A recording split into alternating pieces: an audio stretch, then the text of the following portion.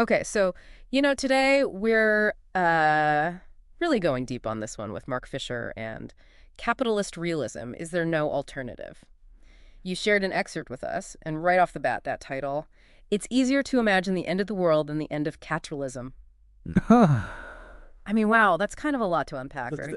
It is a pretty bold statement to just throw out there right away. It really is. And the fact that we're looking at the German translation here makes things even, I don't know, more interesting maybe. Published in 2013 too. Yeah, that's got to be significant, right? I mean, the original came out in '09 in English, but seeing it through how another culture interprets it, especially Germany in 2013, I mean, that's got to add a whole other layer to this whole thing. Yeah. Germany and its economic system, and especially after that 2008 crash, you have to think that Fisher's ideas probably hit differently there. For sure. So, okay, like before we go any further, can we just define capitalist realism? Like, what is Fisher actually talking about here? I think at its core, it's this feeling that capitalism is like the only way to do things. Yeah. Politically, economically, like it's the only game in town. Hmm. And that even thinking about something else, something other than capitalism, just seems impossible. Even if like we can all see that it's not really working, you know what I mean? Yeah, exactly. Like even when we see how messed up it is, the idea of actually changing it just seems completely overwhelming. Yeah, and that totally goes back to that whole thing about it being easier to imagine the end of the world. I mean, we see it all the time, right? Right. Dystopian futures in movies, books, everywhere. But a world without capitalism, that's like, whoa, hold on a minute. It's almost like we don't even know how to picture that. And Fisher uses the film Children of Men to really dig into this, and that was, what, 2006? Okay, so side note, how do you think that film holds up in 2024? Like, does it still feel relevant? It's kind of scary how relevant it feels. I mean, that whole thing about the global infertility crisis and everyone freaking out about society falling apart, Hmm. it's like Fisher was tapping into something there about how we see the future. And the dystopia they show in that film, it's not like some empty wasteland or anything. It's like the world we know, but worse. And capitalism is just chugging along right through all of it. Yeah, exactly. It's not Mad Max. It's Yeah. like that part where Fisher points out that there are still these cafe chains like right alongside these awful detention centers. Yeah, it's like even when we picture the world falling apart, we still need our latte to get through it. Exactly. And I think that's such a powerful example of how capitalist realism works. It's not just that these companies are still around. It's that the whole system, the beliefs, the structures that got us here, they're all still in place. It's kind of a depressing thought when you really let it sink in. But I mean, is this just a dystopian fiction thing? Like, does Fisher give any real world examples of this? Oh, yeah, definitely. He talks about the Battersea Power Station in London. Yeah. That massive old power station that they turned into like an art and entertainment complex. Oh, yeah, right. I remember reading about that. So, how does that fit into capitalist realism then? Well, it was this symbol of industry, Right. of power. Yeah. And then it gets turned into this kind of playground for the wealthy. It's like this perfect illustration of how capitalism takes things that are supposed to be countercultural, even rebellious, and just absorbs them. So, even when we try to fight the system, we end up just feeding it. In a way, yeah. It's like this closed loop. And that leads into a lot of what he talks about in the book, this sense of reflective impotence, bureaucratic anti-production. He even uses the term Marxist super nanny at one point. Okay, those are some big words right there. So, how does this actually like play out in our lives? Can you give me an example? We'll take that feeling of reflexive impotence. When you think about all the problems in the world, climate change, social injustice, all of it.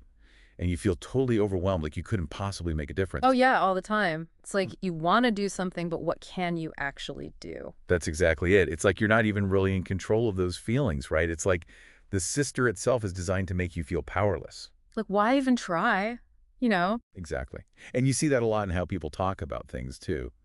Like when someone says, well, it's always been this way, or, that's just how the world works. Oh, yeah, for sure. Like when you complain about something and people are just like, well, what are you going to do? Exactly. And it's easy to write that off as just like apathy or whatever. But Fisher is saying that it's more insidious than that. It's like this deep-seated acceptance of things as they are, even when they're messed up. Because we've internalized the idea that we can't change it. Right. And that connects to this other idea he talks about, bureaucratic anti-production. Okay, now that one sounds intense. It's actually not as complicated as it sounds. It's basically the idea that all the bureaucracy we have to deal with all the time, Yeah. the paperwork, the meetings, the regulations, it's not just that people are incompetent or lazy. Which sometimes it feels like, let's be real. Oh, totally. Right. But Fisher's saying there's actually a purpose to it all. It's like all that red tape is there to wear us down, to make us feel like giving up. Like it's intentional to make it harder to actually change It's anything. like a feature, not a bug. Yeah.